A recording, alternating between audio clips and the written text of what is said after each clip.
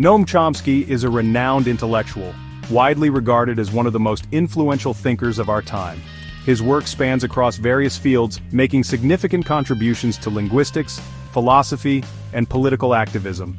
Chomsky's voice has been a guiding light for many who seek to understand the complexities of global politics and the underlying motives of powerful nations. He is a political activist, linguist, and philosopher.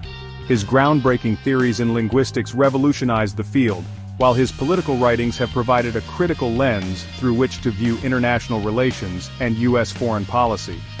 Chomsky's ability to dissect and analyze political events has earned him a reputation as a formidable critic of governmental actions.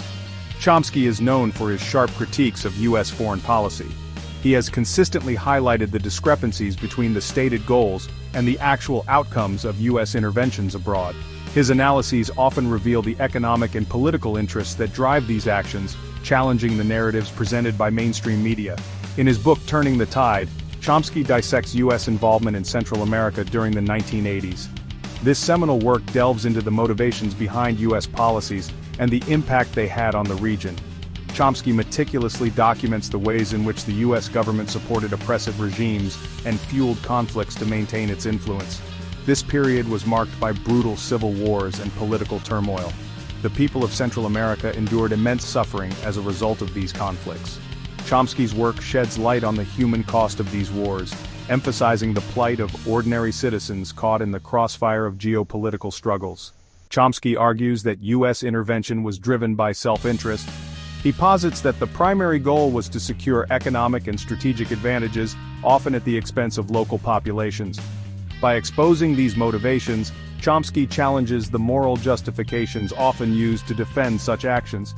He exposes the devastating consequences for the people of Central America. The interventions led to widespread displacement, loss of life, and long-term instability. Chomsky's detailed accounts provide a sobering reminder of the far-reaching effects of foreign policy decisions. Turning the Tide is a powerful indictment of U.S. foreign policy. It serves as a crucial text for understanding the dynamics of power and the consequences of interventionist strategies. Chomsky's thorough research and compelling arguments make this book an essential read for anyone interested in global politics. It remains chillingly relevant today. The themes and issues Chomsky addresses continue to resonate in the current geopolitical climate, reminding us of the importance of critical analysis and vigilance in the face of power. His prophetic voice urges us to question and understand the true nature of international relations. The 1980s witnessed intense U.S. involvement in Central America. This period was marked by a series of covert and overt operations aimed at influencing the political landscape of the region. The U.S. government, driven by the fear of communism spreading in its backyard, took drastic measures to ensure that leftist ideologies did not take root in Central American countries. This involvement was not just limited to diplomatic maneuvers, but extended to military interventions, economic sanctions, and support for authoritarian regimes. The region was engulfed in Cold War tensions. The U.S. saw Central America as a critical battleground in its global struggle against the Soviet Union. Propaganda was rampant, with both sides trying to win the hearts and minds of the local populations. The U.S. invested heavily in military exercises and training programs, aiming to bolster the capabilities of friendly regimes and counter the influence of leftist movements. Leftist movements challenged U.S.-backed dictatorships. These movements, often rooted in local grievances and inspired by broader socialist ideologies, sought to overthrow oppressive regimes and implement more egalitarian systems. The U.S., however, viewed these movements as direct threats to its interests and responded with a combination of military aid, covert operations, and diplomatic pressure to suppress them. Chomsky argues that U.S. intervention was not about spreading democracy. Instead, it was about maintaining U.S. hegemony in the region. According to Chomsky, the U.S. was more concerned with ensuring that Central America remained within its sphere of influence than with promoting genuine democratic values. This perspective challenges the official narrative and highlights the often self-serving nature of U.S. foreign policy. Instead, it was about maintaining U.S. hegemony in the region. The U.S. employed a variety of tactics to achieve this goal, including supporting military coups, providing financial and military aid to friendly regimes, and engaging in covert operations to undermine leftist movements. These actions were justified under the guise of protecting national security and promoting stability, but they often had devastating consequences for the local populations. The US feared the domino effect. This theory posited that if one country in a region fell to communism, others would inevitably follow. This fear drove much of US foreign policy during the Cold War, leading to interventions in various parts of the world, including Central America. The US was determined to prevent any country in its hemisphere from aligning with the Soviet Union, and it was willing to go to great lengths to achieve this objective. If one country fell to communism, others would follow. This belief led to a series of interventions aimed at propping up friendly regimes and undermining leftist movements.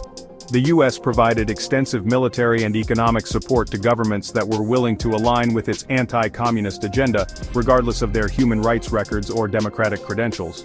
The US supported brutal regimes in El Salvador and Guatemala. These regimes were responsible for widespread human rights abuses, including extrajudicial killings, torture, and forced disappearances. Despite this, the US continued to provide them with military and economic aid, viewing them as essential allies in the fight against communism. These regimes were responsible for widespread human rights abuses. The local populations suffered immensely under their rule, with thousands of people being killed, tortured, or displaced. The U.S. quote, "S support for these regimes has been widely criticized, with many arguing that it prioritized geopolitical interests over human rights and democracy." The U.S. also funded and trained the Contras. This right-wing rebel group was fighting against the Sandinista government in Nicaragua, which had come to power after overthrowing the Somoza dictatorship in 1979. The Contras were notorious for their brutal tactics, including attacks on civilians and other human rights violations. This was a right-wing rebel group fighting against the Sandinista government in Nicaragua. The US saw the Sandinistas as a significant threat due to their leftist ideology and their alignment with the Soviet Union. As a result, it provided extensive support to the Contras, despite widespread reports of their involvement in human rights abuses. The Sandinistas had overthrown the Somoza dictatorship in 1979. This revolution was seen as a victory for leftist movements in the region and a significant blow to US influence.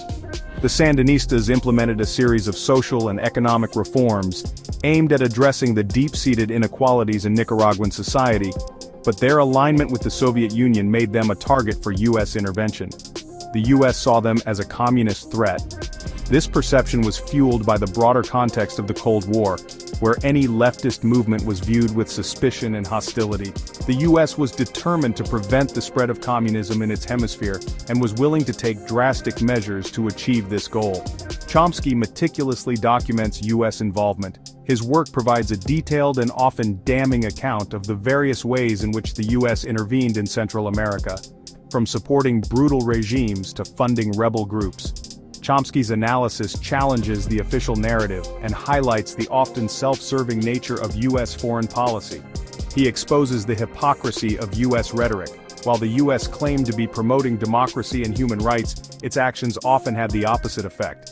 By supporting authoritarian regimes and engaging in covert operations, the US contributed to widespread violence and human rights abuses in the region. The US claimed to be promoting democracy. This rhetoric was used to justify a wide range of interventions, from military coups to economic sanctions. However, the reality on the ground often contradicted these claims, with many of the regimes supported by the US being anything but democratic. However, it supported regimes that were anything but democratic. These regimes were often characterized by widespread corruption, human rights abuses, and a lack of political freedoms. The U.S. quote, "S support for these regimes has been widely criticized, with many arguing that it prioritized geopolitical interests over the well-being of the local populations." Chomsky argues that US intervention had devastating consequences for the people of Central America. The violence and instability caused by these interventions led to widespread suffering, with thousands of people being killed, displaced, or subjected to human rights abuses. The legacy of these interventions continues to be felt in the region today. It led to widespread violence, displacement, and human rights abuses. The local populations bore the brunt of these interventions, with many being forced to flee their homes or live under constant threat of violence. The U.S. quote, "S actions in the region have been widely condemned, with many arguing that they did more harm than good." Chomsky's analysis of US intervention is essential for understanding the complex history of Central America. His work provides a detailed and often damning account of the various ways in which the U.S. intervened in the region, from supporting brutal regimes to funding rebel groups. Chomsky's analysis challenges the official narrative and highlights the often self-serving nature of U.S. foreign policy. It is a reminder of the human cost of U.S. foreign policy. The violence and instability caused by these interventions led to widespread suffering, with thousands of people being killed, displaced, or subjected to human rights abuses. The legacy of these interventions continues to be felt in the region today. Chomsky challenges us to confront the legacy of U.S. intervention. His work provides a detailed and often damning account of the various ways in which the U.S. intervened in Central America, from supporting brutal regimes to funding rebel groups. Chomsky's analysis challenges the official narrative and highlights the often self-serving nature of U.S. foreign policy. He urges us to work towards a more just and peaceful world. By understanding the complex history of U.S. intervention in Central America, we can learn from the past and strive to create a future where foreign policy is guided by principles of justice, human rights, and genuine democracy. Chomsky argues that U.S. intervention in Central America was not just about ideology. While the official narrative often emphasized the fight against communism and the spread of democracy, there were deeper, more insidious motivations at play. The U.S. government, under the guise of promoting freedom, was in fact safeguarding its own economic interests in the region. It was also about protecting U.S. economic interests. Central America, with its rich natural resources and strategic location, was a goldmine for American businesses. The region's markets were ripe for exploitation, and the U.S. was determined to maintain its economic dominance. U.S. corporations had significant investments in the region. These corporations, ranging from agricultural giants to mining companies, had established a strong foothold in Central America. They were not just passive investors, they actively shaped the economic and political landscape to suit their needs. They exploited cheap labor and resources. The local workforce was subjected to harsh conditions and meager wages, while the natural resources were extracted with little regard for environmental sustainability. This exploitation was a cornerstone of the economic model that benefited U.S. corporations. The U.S. government intervened to protect these investments. Whenever there was a threat to the status quo, whether from local governments or social movements, the U.S. was quick to step in. This intervention took many forms, from diplomatic pressure to covert operations. They wanted to ensure the continued flow of profits. The economic interests of the U.S. were paramount, and any disruption to the flow of profits was seen as a direct threat. This profit-driven approach often led to policies that prioritized corporate gains over the well-being of local populations. Chomsky highlights the case of United Fruit Company. This company, often referred to as El Pulpo or the Octopus due to its extensive reach, became a symbol of American corporate imperialism in Central America. Its influence extended beyond the economic realm, deeply entangling with the political fabric of the region. This company had vast land holdings in Guatemala.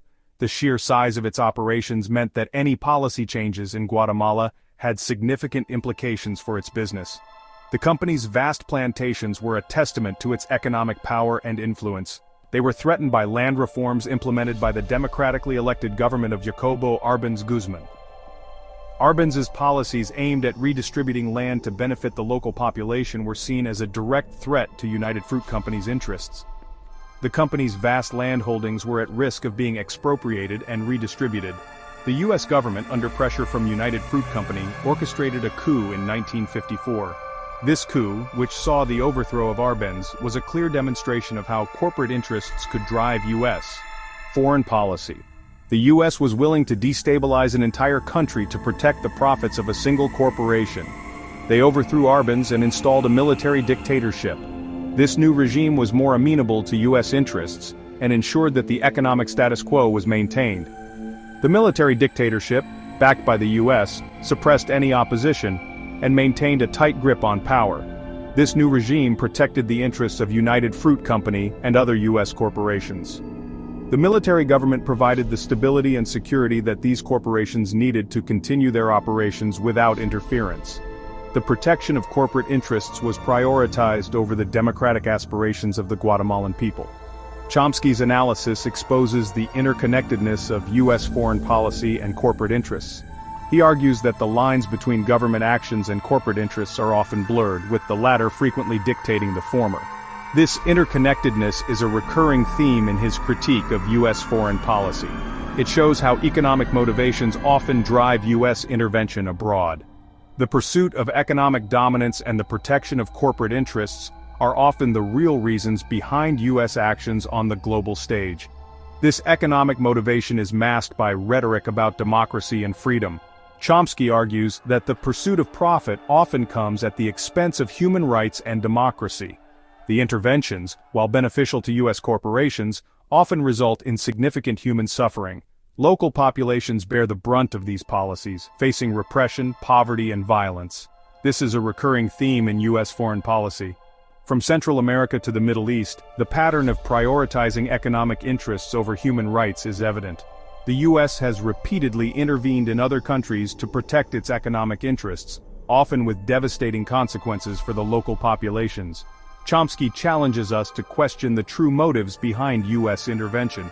He urges us to look beyond the official narratives and consider the economic interests that may be driving these actions. By doing so, we can gain a deeper understanding of the true nature of U.S. foreign policy. He urges us to be critical of the narratives presented by the government and the media. The mainstream media often echoes the official line, failing to question the underlying economic motivations. Chomsky's work encourages us to adopt a more critical perspective and seek out alternative sources of information. Chomsky's work is a reminder that economic interests often trump human rights in the eyes of the powerful. His analysis serves as a powerful critique of the ways in which economic power can shape political actions, often to the detriment of ordinary people. By understanding this dynamic, we can better advocate for policies that prioritize human rights and democracy over corporate profits.